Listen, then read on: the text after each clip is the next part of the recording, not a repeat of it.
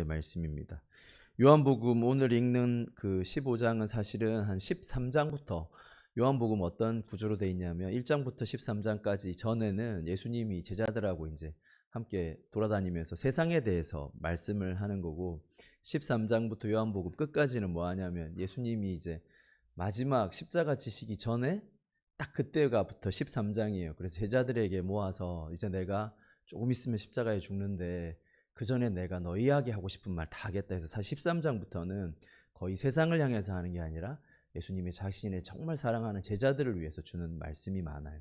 그래서 오늘 15장은 그 선상에 있는 말씀인지 잘 생각하고 15장 10절에서 12절 말씀 그렇게 안 기니까 우리 함께 10장에서 12절까지 함께 읽겠습니다. 함께 읽겠습니다. 내가 아버지의 계명을 지켜 그의 사랑 안에 거하는 것 같이 너희도 내 계명을 지키면 내 사랑 안에 거하리라. 내가 이것을 너희에게 이름은 내 기쁨이 너희 안에 있어 너희 기쁨을 충만하게 하려 함이라.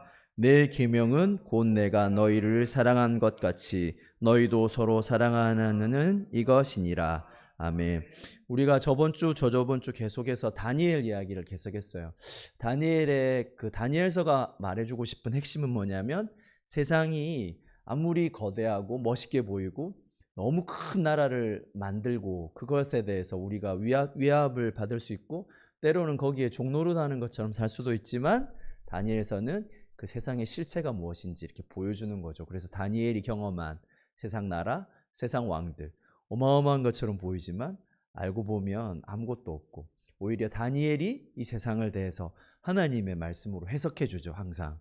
그래서 이 나라가 이렇게 거대한 나라가 계속 오는 것처럼 보이지만 결국에 안에 보면 그 허망한 것들이라고 거기에 노예되지 마라. 심지어 그 바벨론이나 페르시아나 그런 어마어마한 왕들 앞으로 오게 돼 그 또 뭐죠? 헬라에 그리고 여러분 잘 아는 알렉산더 대왕이나 로마 같은 나라가 계속 올 것이고 그리고 그 나라를 지나서 오늘도 여전히 그런 세상에 어마어마한 세력들이 많고 그 왕들이 있는 것처럼 보이지만 그게 악하다 나쁘다를 떠나서 진실한 하나님의 나라에 비하면 별것 아니니까 쫄지 마라. 거기에 노예되지 마라고 하는 게 다니엘서의 핵심이에요. 오늘 우리가 오늘 좀 봐야 될 것은 그러면 하나님의 나라, 세상 나라 말고 세상 나라는 성적이나 순위나 경쟁에 대해서 항상 이겨야 된다고 말하지만 하나님의 나라는 뭘 중요하게 여기는가에 대해서 오늘 요한복음을 통해서 한번 알아봤으면 좋겠어요. 그래서 오늘 말씀이 너희도 서로 사랑하라인데 여러분 한 장 그 PPT 한 넘겨줘 보시면 여러분 잘 아는 건데 여기 A와 B 그림이 있죠. 다 보여요? A, B? 여기가 어떤 게 더 밝아 보여요? 아무 대답을 안 어느 게 더 밝아 보여요? A가 더 밝아 보여요? 우와, 어마어마한 시력을 가지고 있는 A 한 명, A가 밝다. 나머지는 다 여기 동의하시나요? B? 재현이만 자, 재현이와 동일하게 A가 더 밝다라고 생각하는 사람 손 들어보세요. 오, 두 명. 그럼 B가 더 밝다 생각하면서 손 들어보세요. 손 안 든 사람 손 들어봐봐. A, B가 안 보여요. 노안 오신 분은 걱정하지 마시고. 요게 A고 요게 B예요. 알겠죠? 자, 다시 한번 문제 낼게요. A, B 중에 어느 게 더 밝아 보이는지. 자, A가 더 밝다. 손 들어보세요. A가 더 밝다. 명도 차이. 어느 게 더 시커먼냐의 차이예요. 예, 이 말을 안 들어. 자, A가 더 시커멓다고 생각을, B가 더 시커멓다고 생각하는 사람 손 들어보세요. A가 더 시커멓다고 생각하는 사람 손 들어보세요. 잘 몰라요? 와, 신기하다. 이거 엄청 간단한 실험인데. 자, 다시 위에 있는 그게 A, 그 밑에 있는 게 B예요. A랑 B 중에 저 둘 중에 어느 게 더 시커먼냐에 가까운가요? 질문이 이해돼요? 네. A가 더 시커멓죠? 제가 틀렸나요? 재현이는 B가 더 시커멓다. 그죠? 끝까지 맞죠? A라고 했어요? 그래요? 그럼 B가 더 시커멓다고 생각하는 사람 아무도 없죠? 네. 그럼 다음 사진을 넘겨주실래요? 자, 혹시 안 되는 사람이 이렇게 해가지고라도 A, B를 한번 보실래요? 이렇게 보면 A, B 거의 비슷하죠. 원래 지금 A랑 B는 색깔이 똑같아요. 한번 뒤로 다시 넘겨주면 원래 이 두 색은 똑같아요. 여러분 집에서 포토샵 이거 인터넷에 엄청 많은 사진이니까 포토샵에 그 명도 체크하는데 찍어보면 두 A랑 B는 똑같은 색깔이에요. 근데 왜 우리는 그 A가 더 시커멓다고 생각하고 B는 더 밝다라고 느끼냐면 지금 옆에 엄청 큰 기둥이 있고 그림자가 졌잖아요. 그래서 우리 눈에서는 똑같은 지금 눈에서 정보는 뇌에 똑같은 색깔이에요 보내주는데 뇌는 우리가 살아온 경험이 있기 때문에 저 기둥 밑에 있으면 더 어둡게 보일 거야. 그래서 B는 훨씬 더 밝아. 이렇게 신호를 해석해줘서 우리에게 알게 해줘요. 그리고 여러분 오늘 제가 준비도 안 했는데 실제 여러분 우리 눈에서 보는 여러 가지 이렇게 지금 여러분이 지금 이렇게 보잖아요.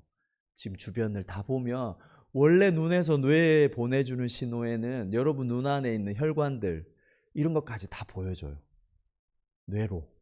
그럼 뇌는 어떻게 하냐면 그 모든 사진들을 받아서 뭘 지워버리냐면 변하지 않는 사진들을 다 지워버려. 그게 뭐냐면 늘 고정되어 있는 이렇게 아무리 움직여도 여러분 눈 안에 보여주는 이런 핏줄 같은 거를 싹 포토샵에서 지워서 여러분의 뇌로 이렇게 해석해줘서 여러분이 보는 건 지금 요 주변에 지금 혈관 안 보이잖아. 그죠? 그걸 늘 포토샵을 해줘요. 그래서 이 착시 같은 것도 똑같은 사진인데 여러분이 경험한 것들을 뇌는 잘 기억했다가 야 대웅아 저기 기둥에 있기 때문에 어두워 지금. 그래서 사실은 밝은 색인데 네가 지금 그 어둡게 보는 거야. 그래서 뇌는 B에 있는 사진을 더 밝게 만들게 느껴지게 우리에게 주는 거예요. 그래서 똑같은 A랑 B인데 B가 더 밝게 느껴지게 만드는 거예요. 왜 제가 이 이야기를 먼저 설교 전에 하냐면 우리 사람이 경험하는 거, 뇌 하나가 아니라 우리 사람이 경험하는 거 이렇게 되게 한계의 경험, 우리 나름대로 살아온 한계나 생각에 되게 영향을 받게 돼 있어요. 그래서 오늘 요한복음에 말하는 사랑 이렇게 할 때 우리가 꼭 하나 생각해야 될 게 뭐냐면 우리가 생각하는 사랑, 우리가 느끼는 사랑도 마치 이런 착시 현상처럼 여러분 개개인들마다 다 가지고 있는 기준들에 의해서 사랑이라는 게 이렇게 먼저 생각이 나는 거예요. 그래서 우리가 성경에서 말하는 하나님의 사랑, 하나님의 나라 할 때 먼저 우리가 꼭 기억해야 될 건 뭐냐면 마치 이런 착시 현상처럼 우리가 경험하고 우리가 나름대로 생각하는 사랑이 있는데 그걸 하나님의 사랑처럼 먼저 착각하면 안 돼요. 그래서 우리가 늘 생각해 봐야 될 게 하나님이 어떤 분인지, 하나님의 사랑이 뭔지 알 때 그래서 하나님이 생각하신 게 있어요. 너희가 느끼는 대로, 너희가 생각하는 대로 하나님의 사랑을 생각할까 봐 하나님이 이렇게 기준을, 샘플을 하나 탁 정했어요. 그리고 우리에게 주셨어요. 그게 성경이고 그리고 더 명확하게 해주시려고 하나님이 너무나 우리가 느끼고 체험할 수, 맛보고 느낄 수 있도록 하나를 더 준비한 게 있는데 그게 뭐냐면 사람이 되어 오신 하나님이에요. 그게 누구냐면 예수님이에요. 그래서 요한복음 딱 13장부터 시작할 때 예수님이 이제 마지막에 이제 십자가에 지시고 딱 바로 다음 날 십자가에 주시고 죽기 직전에 제자들을 다 모아요. 그리고 뭐라냐면 야 내가 이제 얼마 있으면 내가 늘 말했던 것처럼 이제 십자가에 죽고 아버지한테 돌아갈 거야. 그래서 내가 이제 마지막 3년 동안 있었지만 마지막으로 너희에게 하나님이 어떤 분인지 하나님의 사랑이 뭔지 가르쳐 줄게 이러면서 13장에서 뭐 하시냐면 제자들을 다 불러가지고 발 벗으라 그러고 발을 다 씻어줘요. 근데 지금 뭐 발 씻는 게 대수냐 하겠지만 그 시대에서는 발을 씻는 노예들 이렇게 계급을 매기는데 제일 밑에 노예가 할 수 있는 일이 뭐냐면 발 씻는 거였어요. 그 당시 법에는 유대인들이 절대 또 하면 안 되는 거. 유대인 종에게는 시키지 말아야 할 일 중에 하나가 발 씻는 일인 것처럼 그냥 일반 평민이 아니라 노예 중에 제일 밑에 막내가 해야 되는 게 발 씻는 거예요. 높은 손님이 오면 그 당시에는 뭐 슬리퍼 신고 다니니까 먼지가 많고 이러면 그 노예가 좀 사는 집에 가면 그 노예가 이렇게 발을 씻어주는데 예수님이 죽기 전에 제자들을 다 모으시고서 뭐라냐면 야, 신발 벗어봐. 그리고 이렇게 발을 씻어주는 거예요. 나머지 제자들이 멍청하게 멍 때리고 있을 때 베드로는 좀 머리가 빠르고 수제자니까, 아니 감히 앞에 놈들, 멍청한 놈들, 아니 이게 지금 예수님이, 우리의 스승님이, 선생님이 발을 씻는데 가만 멍청하게 당했단 말이야. 자기 딱 순서가 오니까 뭐라 그랬냐면, 안 됩니다. 감히 선생님이 제 발을 씻을 수가 없죠 라고 하는데, 예수님이 아니라고, 이거의 의미를 모르면 넌 정말 내 제자가 아니야, 그렇게 탁 이야기해 줬어요. 그리고 오늘 이 설명을 또 해주는 거예요. 한번 넘겨보실래요? 2장 넘겨보시면 PPT, 예수님 뭐라 그러냐면, 오늘 이 설명을 해주시 15장에서 예수님이 나는 포도나무고 너희는 가지고, 그리고 농부가 하나님 아버지가 농부란다, 이렇게 설명해 주시는 거예요. 여러분 집에서 혹시 뭐 길러보신 적 있으세요? 길러본 식물 같은 거 길러본 적 있는 분? 열매 맺는 식물 최근에 아무도 없어요? 김윤 선생님 해보셨어요? 뭐 키워보셨어요? 딸기 먹어보셨어요? 직접 키워서? 신기하죠? 오래 걸리고. 저도, 맛이 없어요? 네, 저는 농부가 되면 안 돼요. 저는 다이소에 가가지고 방울토마토를 사왔어요. 4개인가 5개 씨를 심었어요. 그래가지고 2개는 실패하고 2개가 났어요. 그날부터 유튜브를 보고 어떻게 하면 이 방울토마토를 맛있게 키울까 엄청 검색을 했는데, 제가 몰랐던 사실이 있어요. 거짓말 아니고 한 10개가 가지가 나면 한 2-3개 빼고 다 자르라는 거예요. 근데 나 겁이 나는 거야. 아니 이렇게 잘 키워야지 애들 다 자르면 죽는 거 아닐까? 근데 무조건 믿고 해보래요. 그래서 그 화분에 2개 토마토를 진짜 한 10개 정도 막 가시가 뭉성하게 났는데 다 잘랐어요. 2-3개 빼고. 또 나오고 또 나면 계속 자르는 거예요. 아 이게 죽을까 아닐까 하루아침에 막 이만큼 풍성하던 게 다 잘라버리니까 앙상하게 될 정도로, 아 이게 다음날 죽지 않을까 했는데, 며칠 지나니까 그게 굉장히 두꺼워지고 단단해지면서 힘 있는 가지로 변해요. 그리고 진짜 거짓말 아니고 얼마 있으니까 꽃이 피고, 그 꽃에 이렇게 흔들어 가지고 수분을 시키고 나니까 며칠 후에 진짜 방울토마토가 맺히기 시작하는 거예요. 저희 집에 2그루가 있었는데 하나는 다 따먹고 지금도 한 15개 정도 남아있어요. 그리고 우리 딸이 맨날 가가지고 이거 언제 먹어? 먹어봐 이러면 톡 따가지고 그 자리에서 막 먹더라고요. 제가 느낀 게 있어요. 제가 그걸 기르는 그날부터 온 관심이 거기에 다 가 있는 거예요. 열매 맺었으면, 빨간 열매가 맺고 얼마나 기분 좋았는지 몰라요. 근데 예수님이 지금 제자들에게 이 이야기를 해주시는 거예요. 야 너희들이 어떤 건 줄 아느냐? 아버지 하나님이 농부래요. 그리고 우리가 그 포도나무에 있는 가지와 같대요. 하나님의 마음이 뭐냐면 여러분들이 열매 맺기를 원하는 거예요. 예쁜 열매들을 계속 맺기를 원하는, 포도나무처럼. 근데 그 마음이, 지금 예수님이 하나님의 마음을 이야기해 주는 거예요. 농부의 마음이 어떻겠냐고 계속 말하는 거예요. 이렇게 보면 가지를 계속 쳐준대요. 잘라주고. 왜냐하면 그거는 에이 못된 놈 죽어라가 아니라 열매 맺게 하기 위해서. 늘 바라보고, 저도 요즘에 그래서 포도나무 농사 짓는 법 계속 보니까, 포도는 이렇게 대를 달아서 위에 이제 퍼지게 해줘야 되는데, 그 당시에는 이스라엘의 농법이 그런 게 지금처럼 발달하지 않아서 그냥 씨 뿌려놓고 농부가 가면 바닥으로 막 발발발 기는 거예요. 열매가 안 맺으면 농부가 세워가지고 맺게 하려고 올려주고 가지를 쳐주고, 그래서 열매 맺게 계속 도와주는 거예요. 예수님이 지금 그 이야기예요. 하나님이 우리를 향한 마음이 뭐냐면 이와 같다는 거죠. 그리고 여러분 또 여기서 한번 더 생각해 볼 게 있어요. 예수님은 자기를 누구라고 소개했냐면 포도나무래요. 근데 좀 신기하지 않아요? 예수님이 사실은 어떤 분이냐면 농부 자리에 있어야 되는 게 맞아요. 하나님의 자리에 있는 분이에요. 근데 우리를 얼만큼 사랑하시냐면 농부의 자리가 아니라 우리의 포도나무의 자리로 오신 분인 거예요. 우리를 너무 사랑하셔서. 처음부터 말했죠. 13장의 처음도 예수님이 어떤 분이세요? 사실은 이 창조한 모든 사람들로 하여금 찬양받고 존경받고 높임받아야 될 왕이신 분, 만유의 주고 만왕의 왕이신 창조주예요. 근데 그분이 오셔서 이 세상에 가장 낮은 종의 자리로 가셔서 우리의 발을 씻기시는 모습을 보여주면서 뭐라고 예수님 말하냐면, 얘들아 하나님이 이런 분이란다. 하나님이 우리를 얼만큼 사랑하시고 자기에게 우리를 나타내고 싶었냐면 그 아들을, 나를 보내서 너희를 얼만큼 사랑하시고 하나님이 어떤 분인지 알려주려고 나를 보냈단다. 13장부터 계속 그 이야기를 하는 거예요. 예수님이. 하나님이 어떤 분인 줄 아느냐. 하나님은 힘있고 능력이 있어서 하늘 저 높은 곳에서 떵떵거리며 다스리는 너희가 알고 있는 그런 이방신이 아니라 하나님은 창조주고 그런 분이 맞는데 우리를 얼만큼 사랑하시냐면 나를 잘 봐. 내가 너희 지금 종이 돼서 발을 씻기지. 하나님이 그런 분이란다. 그래서 하나님이 자신의 사랑을 우리에 보여주려고 나를 보냈어. 내가 지금 너희의 발을 씻기고 너희를 사랑한다고 하는 이 말 잘 기억해서 하나님이 그런 분인 걸 알았으면 좋겠단다. 계속 이렇게 말씀하시는 거예요.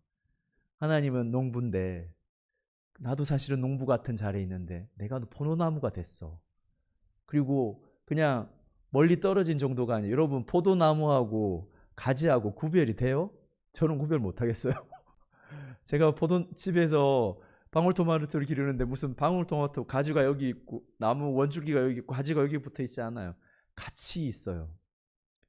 포도나무가 죽으면 가지도 죽고 가지가 시들시들해지면 나무도 죽어요. 그런 것처럼 하나님이 우리를 어떻게 사랑하시냐면 자기와 연합해서 마치 한 생명을 나누는 한 몸인 것처럼 우리를 여기신대. 이 이야기를 하는 거예요. 그러면서 얘들아 나중에 이 15장에 하나님이 이 말을 하는 핵심이 뭐냐면 그래서 하나님을 경험하고 하나님의 사랑을 체험하는 것, 이 비유를 통해서 계속 말씀하시는 거예요. 우리에게 하나님이 어떤 분인지를 알려주시고 하나님의 사랑을 어떤지를 알려주시면서 예수님이 나 이제 조금 있으면 너희를 떠나는데 내가 너희에게 이렇게 사랑했던 모든 거 내가 실제 사람이 돼서 너희에게 와서 너희를 안아주고 너희의 발을 씻기고 너희를 사랑하면서 하나님이 어떤 분인 줄 알려주고 하나님의 사랑이 어떤 건 줄 알려줬잖아. 근데 내가 평생 계속 하고 싶은데 나는 조금 있으면 십자가에 죽고 부활하지만 이제 조금 있으면 하나님 곁으로 돌아가서 너희와 함께 있지 않아.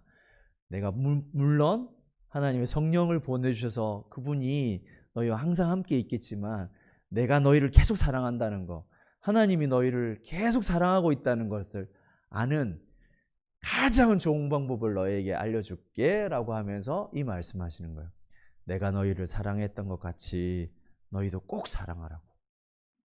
그리고 14장에는 또 무슨 말이 있냐면 너희가 이렇게 계속 사랑하면 내가 너희를 사랑한 것처럼 너희가 사랑하면 그러면 너희 말고 세상 사람들이 너희를 보고 예수님이 어떤 분인지 하나님이 어떤 분인지 알게 될 거라고 예수님이 말해줬어요.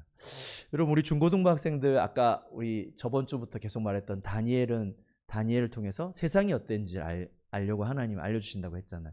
그래서 세상을 정확하게 알면 내가 거기에 노예되거나 세상이 끌려다니는 대로 살지 않게 될 거라고 말했어요. 그러면 오늘 요한복음에서 말하고 싶은 걸 그럼 도대체 하나님은 어떤 분인지 세상이 뭐 그렇다고 하면 하나님은 어떤 분일까요? 했을 때 오늘 포도나무 비유처럼 하나님은 우리를 경쟁시키거나 아니면 우리가 가진 거가 있거나 우리의 능력이 어떤 거에 대해서 평가하는 게 아니라 하나님은 우리의 그런 겉모습과 상관없이 우리보다 낮은 모습으로 오셔서 우리를 그 조건과 상관없이 사랑하시는 분이라고 말했어요. 그리고 그 사랑을 어떻게 느끼냐? 미안하지만 사실은 이게 좀 저의 딜레마이기도 하지만 설교에서 느껴지는 게 아니에요. 여러분 하나님의 사랑을 어떻게 느끼냐면 우리가 이 말씀을 본대로 우리가 서로 사랑할 때만 느껴져요. 그래서 수많은 믿음의 사람들 물론 설교 때문에 변화되기도 하지만 사실 더 중요한 게 뭐냐면 우리가 설교를 들었던 말씀이나 이 성경에서 오늘 배웠던 하나님이 어떤 분인 줄 알고 그 사랑대로 그 사랑을 받은 대로 내가 사랑할 때만 그 사람이 사실 하나님을 알게 되는 거예요. 그래서 사실은 우리 중고등부 안에 하나님을 경험하고 하나님의 사랑을 아는 가장 예수님이 알려준 정확한 방법은 뭐냐면 우리가 그 받은 사랑대로 혹시 이 중에 먼저 그 하나님의 사랑을 체험했다면 그 하나님의 사랑대로 우리가 서로 사랑할 때 그 사람이 하나님을 알게 되는 거예요. 그리고 여러분 수많은 간증이나 여러분 혹시 삶에 이렇게 돌아봤을 때 하나님을 진짜 경험했던 때가 언제냐 돌아봤을 때 그 하나님의 사랑을 경험했을 때예요. 그래서 우리의 말과 우리의 삶이 하나님의 사랑과 일치될 때 그 사람을 만나는 사람이 하나님을 경험하게 되는 거예요. 저도 사실은 늘 거기에 부담이 있어요. 말로는 예수님은, 하나님은 이렇게 종된 모습으로 오셔서 우리를 사랑합니다. 그래서 할 수 있어요. 근데 되게 힘든 게 뭐냐면 그 사랑대로 살기는 되게 어려운 거예요. 저보다 말도 안 되는 삶을 딱 만났을 때 제 마음속에 이제 부글부글한 게 있을 거 아니에요. 그런데 말씀을 보면 대웅아, 네 말도 안 되는 일을 위해서 십자가에 달려 돌아 죽으시고 네 말도 안 되는 인생을 보시고도 화 안 내시고 네 발을 씻겨주신 그 예수님을 한번 생각해봐. 이 말씀을 떠오르고 내 마음에 그렇지, 내가 하나님의 사랑, 그 사랑을 받았으니까 나도 저 사람에게 하나님의 사랑으로 대해야지 결단하고 생각하지 않는다면 쉽지 않은 거예요. 근데 예수님이 오늘 이 말씀을 하는 거예요. 내가 너희를 3년 동안 사랑한 걸 잘 생각해봐라. 하나님이 너희를 어떻게 생각하는지 잘 생각해 보렴. 하나님은 자기의 자리를 내려놓고 포도나무가 되셔서 너희를 자기의 몸에 끌어안으시고 자기보다 낮게, 너희들보다 낮게 내려가셔서 너희를 귀하다고 사랑하신다고 하고 늘 관리해서 열매 맺는다는 말이 여러분이 뭔가 높은 자리 가는 그런 게 아니에요. 성경 잘 읽어보면 열매 맺는다는 건 뭐냐면 그렇게 하나님을 닮아가는 거예요. 그러려고 우리를 부르셨대요. 그래서 예수님이 자기의 모든 피와 살을 쏟으실 만큼 우리를 사랑해 주셨어요. 그리고 바라는 거 하나가 뭐냐면 내가 이렇게 사랑했던 것처럼 너희도 사랑하라고. 근데 여러분, 이게 명령이 뭔가 무거운 짐이 아니에요. 왜냐하면 예수님이 우리를 사랑하라고 한 건 그렇게 살 때 우리의 삶이 가장 행복해지기 때문에 그래요. 그래서 우리가 이때까지 말한 다니엘서와 차이 나는 게 뭐냐면 만약에 우리가 이렇게 이 하나님의 사랑으로 살지 않으면 아까 말한데 우리가 저번 주에 본 것처럼 세상, 바벨론, 그리고 앞으로 올 여러 로마나 지금 우리가 경험하는 세상이 이상한 이유는 그렇게 하나님을 모르고 하나님의 사랑대로 사랑하지 않기 때문에 그런 거예요. 제가 영화를 하나 본 게 있는데 이탈리아 영화예요. 되게 특이한 영화인데 사람이 눈을 떴어요. 눈을 떠서 깨워보니까 이상한 방이에요. 가운데가 뻥 뚫려 있고 그리고 위로 보니까 위로도 그런 높은 빌딩이 있고 밑으로도 내려보니까 자기랑 똑같은 방이 끝없이 밑으로 돼 있는 거예요. 이 사람이 나중에 파트너가 한 방에 딱 둘이씩 있어요. 이 사람이 나중에 탐험을 했어요. 그리고 탐험을 해서 알게 됐는데 총 1층에서 333층까지 있는 빌딩이에요. 이유는 잘 모르겠는데 그 빌딩에 사람들이 계속 눈 뜨고 보면 그 빌딩에 와 있는 거예요. 파트너 2명과 함께. 총 666명이 333층에 있는 방에 있어요. 가운데가 뻥 뚫리는 방. 그리고 부자가 딱 울리면 하루에 한 번 식사가 내려오는데 그 위로 갈수록 1층에서부터는 그 식사가 이렇게 딱 내려와요. 그리고 333층까지 내려가요. 근데 그 위에서 식사를 줄 때는 666명이 배불리 먹을 만큼 엄청난 최고의 요리를 제 탑층에서부터 내려보내는 거예요. 근데 재밌는 현상이 100층도 못 가서 그 음식이 없어져요. 그게 어떻게 되겠어요? 100층 이하로부터는 굶고 뭐 뼈라도 그래서 항상 위에서는 똑같은 음식을 진수성찬 호텔에서 그 요리사들이 딱 내려보내는데 거의 뭐 한 80층, 100층 가면 그게 안 되는 거예요. 그래서 그 사실을 어떤 사람이 계속 알게 돼. 그리고 랜덤으로 한 달에 한 번씩 층수가 계속 바뀌어요. 가스가 씩 나와가지고 잠들어 있어서 눈 떠보면 어느 날은 뭐 200층에 가 있고 어느 날은 6층에 가 있고 뭐 이러는 거예요. 그래서 이 주인공이 어느 날 6층에 가게 됐어요. 그 전까지 밑에서 막 굶고 막 사람을 뜯어먹는 사람도 나오는데 어느 날 눈 떠보니까 6층이야. 너무 열받아가지고 사람들한테 먹지 말라고 제발 밑에 사람들 생각해 주라고 막 이랬는데 그 영화가 하고 싶은 이야기가 이거예요. 이 세상에 우리에게 환경과 모든 걸 통해서 사실은 우리 모든 이 지구상의 모든 사람이 먹고도 남을 만한 자원과 먹을 것들이 이 세상에 있다는 거예요. 부족해서 죽는 게 아니라는 거예요. 근데 마치 이 사실은 크리스찬이 만든 용어인 것 같아요. 이 사람이 말하고 싶은 게 뭐냐면 이거예요. 성경하고도 똑같은 맥락이에요. 하나님이 우리 한 사람 한 사람을 이렇게 귀하게 만드시고 하나님이 우리를 돌보신다는 이 생각으로 변화되고 그 하나님을 알고 그 사랑으로 서로 사랑하면 세상이 하나님의 나라로 바뀔 거예요. 그런데 그렇지 못하는 거예요. 이 하나님이 어떤 분인지 모르고 그 하나님의 사랑에 내 마음과 생각을 굴복시키기 싫기 때문에 이렇게 부어주는 하나님의 마음과 사랑을 받아들이지 않는 거예요. 아까 우리 착시 현상처럼.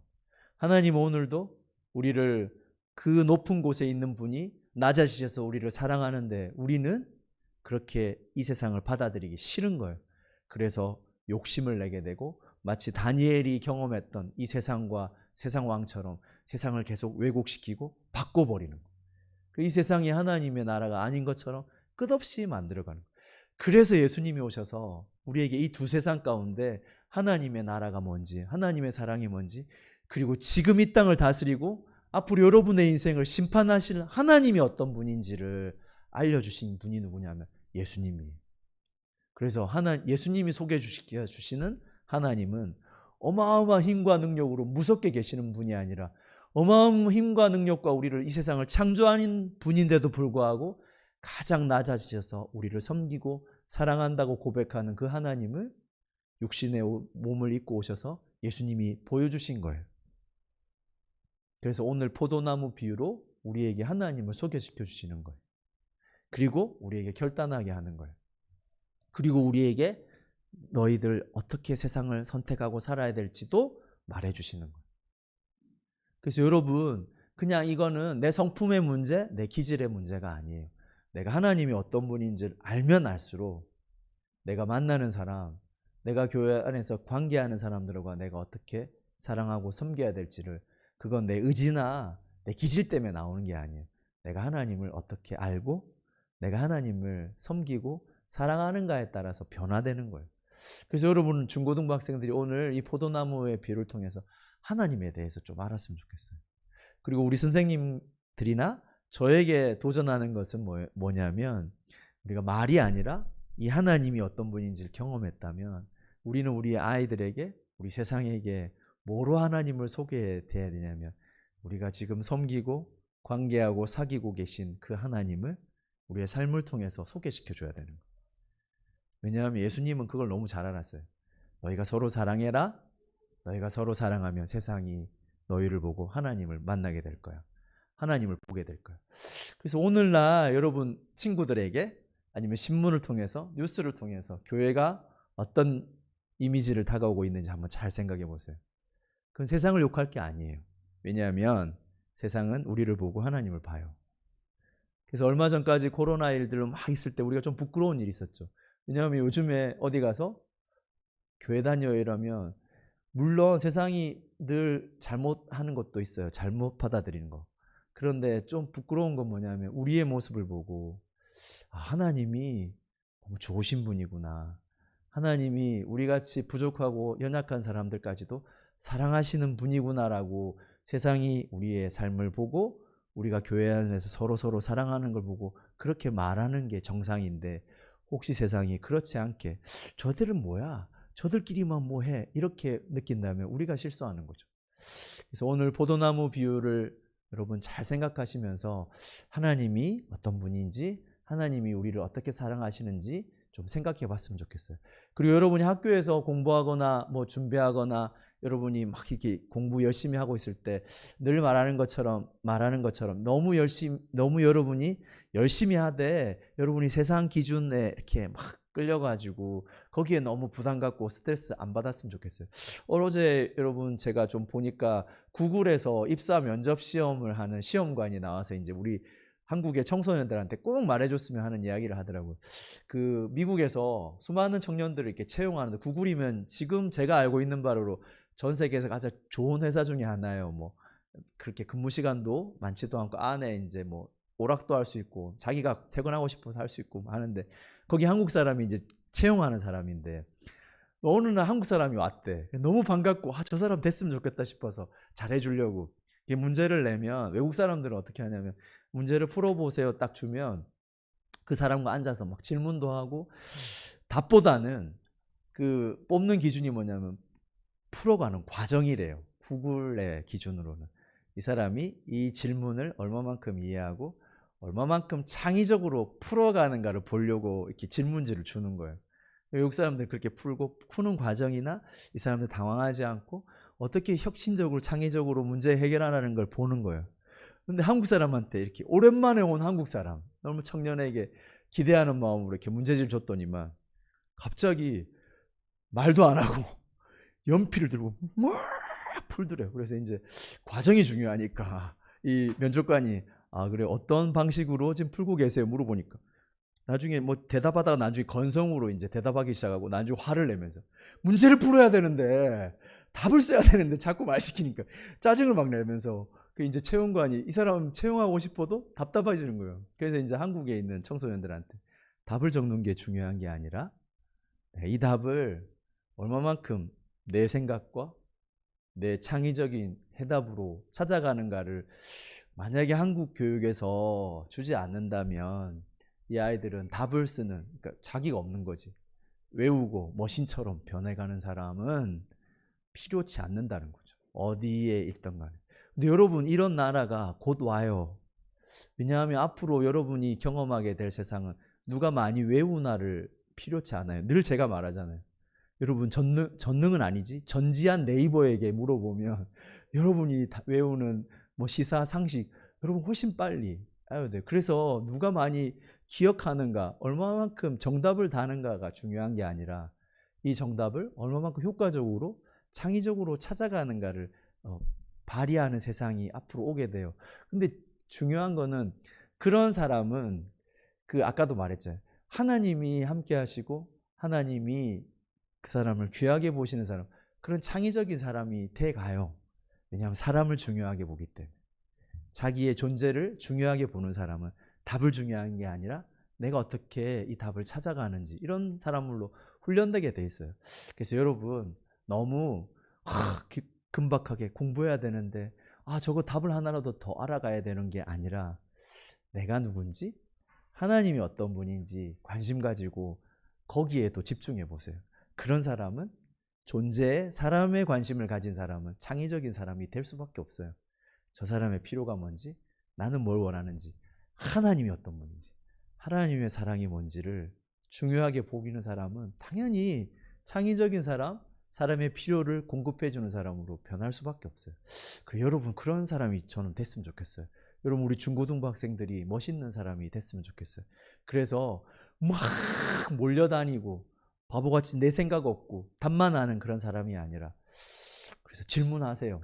여러분 자신에게도 하나님이 어떤 분인가도. 그러면 이렇게 좋으신 하나님이 어떤 분인지 알게 될 거예요. 우리와 함께 하시고 우리를 붙여주시고 우리에게 열매 맺게 하기 위해서 늘 가지도 쳐주시고, 그런 하나님을 알게 될 거예요. 그런 하나님을 알게 되면 될수록 여러분 창의적인 사람이 되고, 여러분이 누군지를 알고 있는 독립적인 사람이 되는 거예요. 그리고 앞으로는 더욱더 그런 사람을 필요로 하는 세계가 오게 돼요. 그래서 여러분이 이 시대에도 다니엘처럼 쓰임받을 뿐 아니라 이 시대에도 세상을 잘 알고 세상에 망할 세상에 따라가는 게 아니라 하나님을 아는 우리 중고등부 학생들이 됐으면 좋겠어요. 하나님은 여러분을 사랑하시고 여러분이 서로 사랑하는 그런 중요한 사람이 되기를 원해요. 마지막으로 우리 앞으로 나중에 광고 시간에도 하겠지만 우리 중고등부 여름 캠프가 있을 거예요. 말 그대로 이상한 거 하는 게 아니라 가서 캠프 할 거예요. 캠프파이어 치고 먹고 놀고처럼. 하나는 그 목적의 하나 중에 하나는 뭐냐면 여러분들이 서로 좀 알아갔으면 좋겠어요. 우리 중고등부 학생들. 제가 깜짝 놀란 게 뭐냐면 우리 중고등부 학생들 너무 서로를 몰라요. 중1학년, 2학년 제가 개인적으로 만나서 조금 이야기해 봤더니만 우리 선배들 좀 반성했으면 좋겠어요. 우리 초등부에서 올라올 때 우리 중등부 1학년 아이들이 제일 기대했던 게 뭔지 아세요? 예전에 나를 귀엽게 봐주고 나에게 관심 줬던 우리 언니들, 오빠는 좀 모르고 언니들이 내가 중등부 올라가면 나를 안아주고 챙겨주겠지 하고 올라왔대요. 근데 우리 중1학년, 2학년이 느꼈던 건 뭐냐면 쌩까드래. 우리 언니들이 아는 체도 안 하고 말도 안 걸어주고. 그게 좀 길어지니까 어떤 마음이 드냐면 예전에 그 언니들이 아니구나. 그리고 와봐요. 여러분 생각해 보세요. 그렇게 와서요. 이 예배가 사실은 제가 뭐 설교를 잘하는 것도 아니잖아. 여러분 딴 생각하고 이러잖아. 그 아이들이 앉아있을 힘이 어디 있겠어요. 그냥 왔다가 갔다가. 근데 여러분 잘 생각해 보세요. 우리 중등부 6년 엄청 빨리 가요. 뭐가 남겠어요. 그죠? 여러분 저도 돌아봤을 때 설교 하나도 기억 안 나요. 중고등부 때. 뭐가 기억나냐면 우리 동생, 언니, 오빠들이 나한테 잘해줬던 거. 선생님이 좋은 분이 나에게 잘해줬던 거. 그런 추억들만 기억나요. 그 수련회 가서 목사님이 막 했던 말 기억 하나도 안 나고 밤에 울던 거 이런 거 좀 기억나지만 재밌게 놀았던 거. 그리고 그때 언니, 오빠, 형, 누나들이 하고 같이 놀았던 거. 그 사랑이 기억나요. 그게 중요해요. 그래, 그런 것들이 회복됐으면 좋겠어요. 우리 중고등부 안에. 여러분 와가지고 예배 앉아서 그 시간 때우고 가는 게 중요한 게 아니라 우리 한 사람 한 사람, 이 소중한 사람들이 6년 빨리 가요. 우리 졸업생들하고 전화해 보면 그때 그렇게 뭐 했었는지 몰랐는데 너무 빨리 가가지고 다 잃어버린 것 같다고 그런 이야기 지금도 해요. 전 졸업생들하고 가끔씩 통화하거든요. 여러분 이번 수련회를 통해서 그리고 남아있는 우리 중고등부 시절 통해서 하나님의 사랑은 설교보다는 여러분이 서로 사랑할 때 알게 돼요. 그리고 우리 중고등부 선생님들 저와 여러분이 만나고 사랑하는 그 속에서 하나님의 사랑을 만날 수밖에 없어요. 우리 중고등부 기간 안에 우리 설교도 듣고 예배도 중요하지만 여러분이 설교 말씀 들은 것대로 예배 속에 통했던 하나님을 만났던 대로 서로 사랑하고 사랑이 회복되는 그런 일들이 일어났으면 좋겠어요. 우리 중고등부 학생들 안에 서로 안에 우리 선생님들과 학생들 안에 저와 여러분 안에 이 사랑이 회복되고 그 속에서 하나님을 만나는 귀한 일들이 일어났으면 좋겠습니다. 함께 기도하겠습니다. 살아계신 하나님, 예수님 자신을 포도나무로 하셨고 그곳에 완전히 밀착되고 한 생명을 나누는 우리들이라고 말씀해 주셨습니다. 하나님, 우리 중고등부 학생들이 이 하나님을 만나게 해 주옵소서. 그래서 하나님, 우리 안에 서로 만남 안에 우리가 서로 사랑해주고 위해주고 기도해주고 정말 내 한 생명처럼 품어주는 이 사랑 안에 우리가 하나님을 만나게 하시고 우리가 이미 그렇게 한 생명을 나누는 사랑의 공동체로 하나님과 연결되어 있다는 것을 발견하는 우리 중고등부 학생들이 되게 하여 주옵소서. 그래서 예배하러 왔을 때 하나님 다른 것보다 우리 중고등부 학생들 간에 사랑이 회복되게 하시고 우리 선생님들과 학생들 간에 다른 것이 아니라 이 귀중한 관계와 사랑의 관계가 회복되는 놀라운 일들이 하나님 있게 하여 주옵소서. 감사를 드리며 예수님 이름으로 기도하였습니다. 아멘. 우리 함께 찬양하면서